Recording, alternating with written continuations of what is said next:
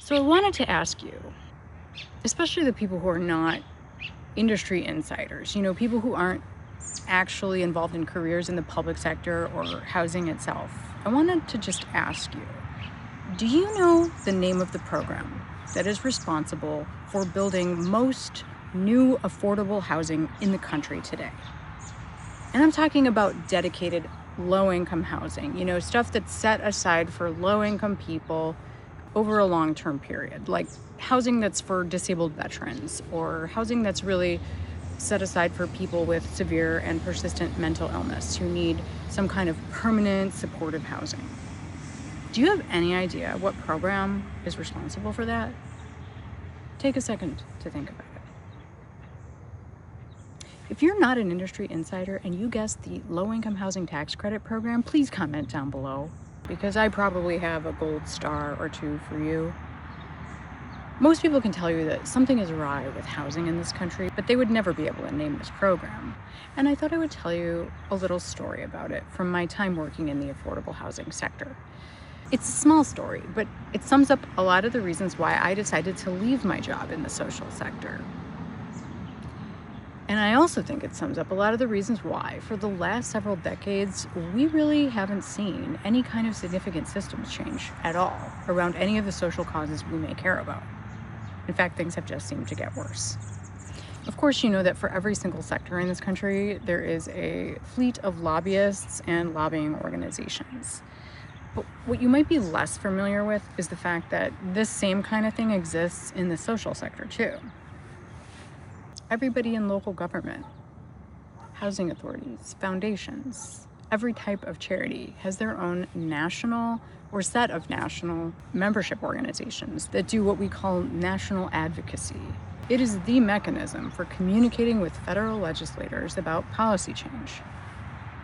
Of course, we in the social sector don't usually call them lobbyists. We call them national membership organizations, advocacy groups, but tomato, right? When I worked at a foundation, we were part of a national group that would organize conversations with foundations that were members, help establish a national policy agenda, organize trips to DC to meet with legislators, things like that. And same thing exists for the affordable housing industry. There are many different national associations that your local housing authority could be a member of. And when you work in these fields, these national membership organizations that do this advocacy work are very beneficial. I mean, they do other things like organize professional development trainings, they promulgate best practices, they help you track legislation, and in some cases even help the industry formulate legislation and communicate that to lawmakers. So I was at a national meeting of one of these groups, and I just so happened to sit down for lunch next to the organization's national director. This is a seasoned person who's been working as a national industry lobbyist for many, many decades. Someone who knows their way around every congressional committee, has a deep understanding of the federal funding cycles, and so on and so forth. And at the time, there was this national push to expand that low-income housing tax credit program, the thing I mentioned at the beginning. And we can do a deep dive on that in another video, like what it is, exactly how it works, who invented it, and why. But the thing to know is that it is the main mechanism for adding new affordable housing stock in communities across this country. Now, when you think about dedicated, affordable housing supply in your community, probably the first thing that comes to mind is something like public housing, right? Or the Section 8 program. But the thing you might not know is that way back in 1998, Congress literally banned the creation of more affordable housing through the public housing program forever in this country. That happened under Bill Clinton's watch. And no later Congress, even ones that have been controlled fully by Democrats, has ever sought to bring it back. And all this is coupled by a massive structural funding change in the 1980s to the way we funded mental health in this country. We'll have to come back to that another time. But come back to this lunch I was having at this hotel banquet table. This person I was sitting next to was working towards the expansion of the low-income housing tax credit program. So I asked this person my burning question. Do you think it's a problem that no one in the general public knows what this program is? And this person looked at me sort of quizzically, like, why on earth would that be a problem? And I looked back and I was like, why wouldn't it be a problem? In a country based on politicians making laws based on the will of the people, don't the people need to have some grasp on how we're getting things done? And I don't remember what exactly was said next, but I remember having the distinct feeling that this person thought I was extremely naive. Oh, Annalisa, you just don't get it. But I'm quite used to people thinking I'm crazy in a professional setting. I've never been afraid to ask questions that seem stupid or questioning what people think of as the obvious answer.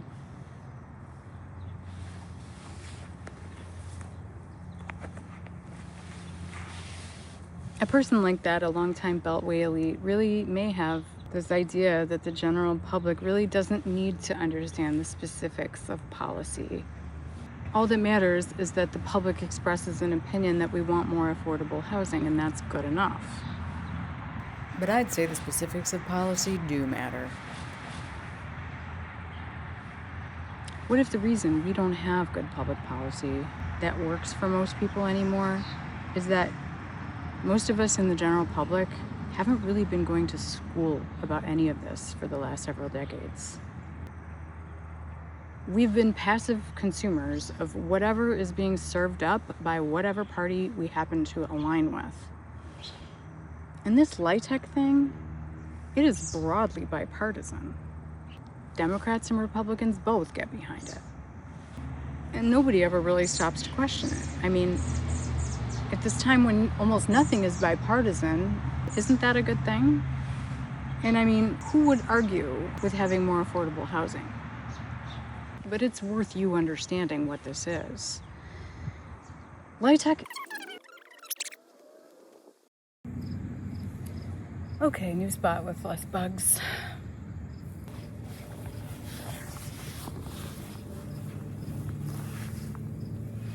But if you say that affordable housing is an issue that matters to you, you really ought to know what this thing is. Because LIHTC is a highly financialized way to solve a policy problem that used to be solved much more directly, and I would argue more understandably too.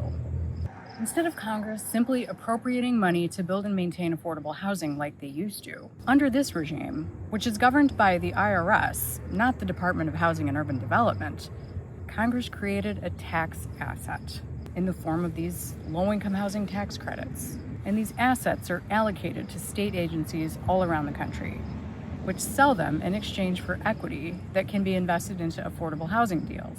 And then they wrap that entire affordable housing project, or deal, as they say, in a complicated array of partnership structures, legal agreements, underwriting, compliance monitoring, and eventual investor exits.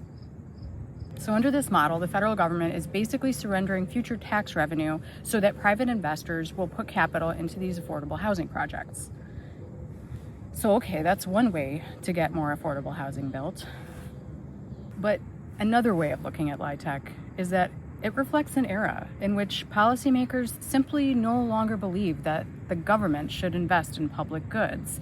Instead, the proper role of government is to incentivize the private market to do that in exchange for a return. LIHTC is a product of the Reagan-era political system, which sought to replace direct federal subsidy with this complicated market fabrication that would be acceptable to corporations, banks, and private investors. I think you all know that I've always felt the 9 most terrifying words in the English language are, "I'm from the government and I'm here to help." And many will say, well, that's brilliant because it's politically durable. They built this entire ecosystem of banks, investors, and corporations that will protect this thing because they benefit from it. So you might say, oh, that's great. Or you might look at it and say, that looks like one more example of neoliberal policies gutting public goods in this country. I mean, is this the kind of system we truly need? Meanwhile, we're basically letting all public housing in this country rot by chronically underfunding capital repairs for a couple of decades. which, if you think about it, conveniently reinforces a narrative that government is incompetent. I mean, just look at all this slum housing they're not able to manage as well as the private market. And most people never noticed in the 90s when, under Clinton's watch, Congress banned the creation of more public housing in this country forever. And then it was under Obama that we doubled down on this through the institution of something called the Rental Assistance Demonstration Program, which further guts public ownership of the nation's public housing stock. But most people just don't have any idea that this has happened. Except every once in a while, there's some news clip about the outrageous cost of adding new affordable units in some city in America, which, because nobody knows how this LIHTC thing works, conveniently serves the narrative that government is incompetent, inefficient, and wasteful. But under this LIHTC regime, an awful lot of hands are taking a cut. I mean, your typical LIHTC project involves developers and developer fees, multiple lenders, a tax credit investor, a syndicator, national intermediaries like LISC or Enterprise, investor counsel, developer counsel, bond counsel. You've got appraisers and market analysts, state housing agency underwriting, asset management and compliance firms. The list goes on and on. Under the system Congress created, much of this work is absolutely necessary, but it's only necessary because the system converted what used to be an affordable housing construction project into a complicated financial transaction with many layers of capital needed to pull it off. I mean, local housing authorities, which are one of the types of organizations that can get involved in these kinds of projects, will typically have to beef up their compliance and legal teams by multiple FTE. And all of this is so complicated and specialized that some communities, they don't even have the expertise within their local government to pull these kinds of deals off. And they certainly cannot afford the very expensive lawyers and consulting firms that they would need to make these kinds of things happen. So even if their community really needs this kind of long-term, dedicated, affordable housing, they just go without.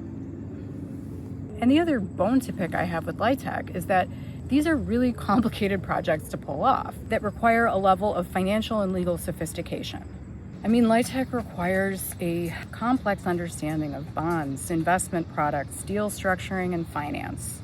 So it actually attracts and rewards a whole bunch of the smartest people we have who are also socially minded.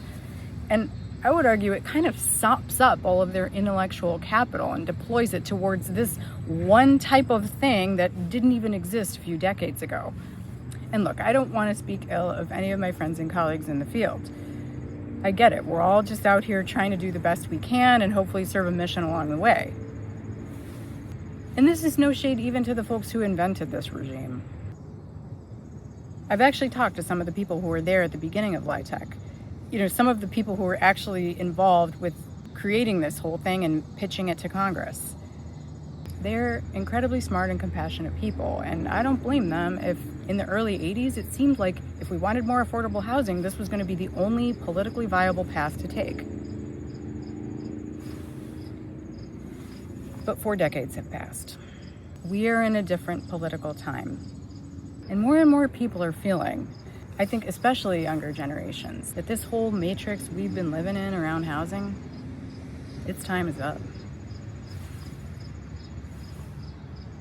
I don't know what comes next, but my hope in making this video is that it could help a few more people stop and question why we're doing things the way we are, especially in the area of affordable housing.